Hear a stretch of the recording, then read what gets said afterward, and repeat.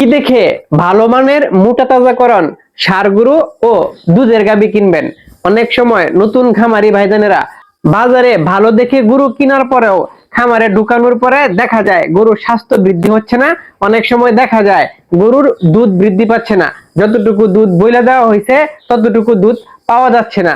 কি দেখে আপনি ভালো জাতের গরুটি কিনবেন এই ভিডিওতে আজকে আপনাদেরকে বলে দিচ্ছি। আমার এই খামার থেকে অলরেডি দুইটা ষাঁড় গরু বিক্রি করা হয়েছে, গাভী গরুর খামার থেকে একটি গাভী গরু বিক্রি করা হয়েছে, তিনটি গরু এখন আমাকে কিনতে হবে।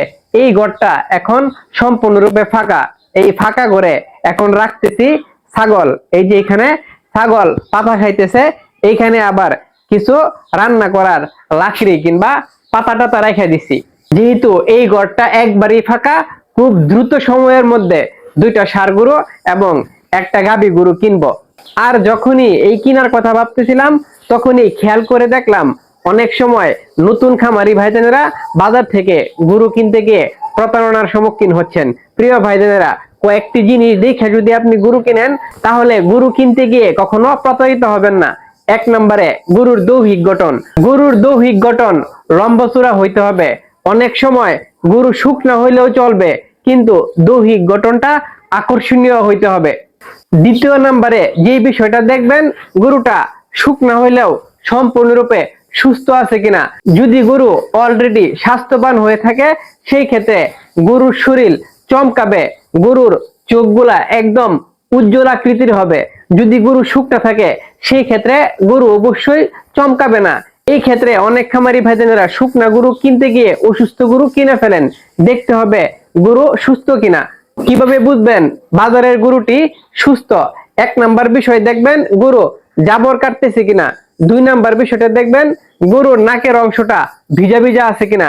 যদি এই দুইটা বিষয় থাকে তাহলে বুঝে যাবে গরু সম্পূর্ণরূপে সুস্থ। তৃতীয় নাম্বারে দেখবেন গরুর পা কিংবা হাঁটা ঠিক আছে কিনা। অনেক সময় গরুর পা ফোলা থাকে, গরুর পায়ে ব্যথা থাকে, এই বিষয়গুলা নজরে আনতে হবে। অনেক সময় গরু হাঁটতে পারে না, খুঁড়িয়ে হাঁটে, এই বিষয়গুলা দেখতে হবে। অনেক সময় জন্মগত ত্রুটি থাকে, এই বিষয়গুলা দেখতে হবে। গরু একটু হাঁটায় যদি দেখেন তাহলে আপনারা বুঝতে পারবেন গরুতে কোনো রকম ঝামেলা আছে কিনা। 4 নম্বরে যেই দিকে নজর রাখতে হবে, যেই গরুটা আপনি কিনবেন এই গরুটা সর্বনিম্ন আধা ঘন্টা আপনাকে অবজারভেশনে রাখতে হবে। আধা ঘন্টা আপনাকে দেখতে হবে, গরুর অভ্যাস সম্পর্কে ধারণা নিতে হবে। গরু যদি উশৃঙ্খল কিংবা রাগী প্রকৃতির হয় এরকম গরু না কিনাই সবচেয়ে বেশি উত্তম। যে বিষয়গুলা বলছি এই বিষয়গুলা মাথায় রেখেই আমি গরু কিনা থাকি। আপনারা চাইলে এই পদ্ধতি অ্যাপ্লাই করতে পারেন। আমি এই পদ্ধতিগুলা ব্যবহার করে আল্লাহর রহমতে ভালো রেজাল্ট পেয়েছি। তবে সবার শেষে যে পয়েন্টটা বলেছিলাম, গরুকে অবজারভেশনে রাখতে হবে সর্বনিম্ন আধা ঘন্টা, সর্বোচ্চ 1 ঘন্টা। যেই সময় হাটে গিয়ে আমি সর্বোচ্চ সময় গরুকে দিতে পারি নাই সেই সময়ে দেখতে পেয়েছি গরু যখন কিনে আনছি গরু সব ঠিক আছে কিন্তু গরু উশৃঙ্খল। এরকম ঝামেলা আমার জীবনে বেশ 1-2 বার হয়ে গেছে। প্রিয় ভাইজানেরা, ভালো থাকবেন, সুস্থ থাকবেন, কাউকে আর গরু দত্তর সাথে থাকবেন, আপনাদের রনিবার সাথে থাকবেন। আসসালামু আলাইকুম ওয়া রাহমাতুল্লাহি ওয়া বারাকাতুহু।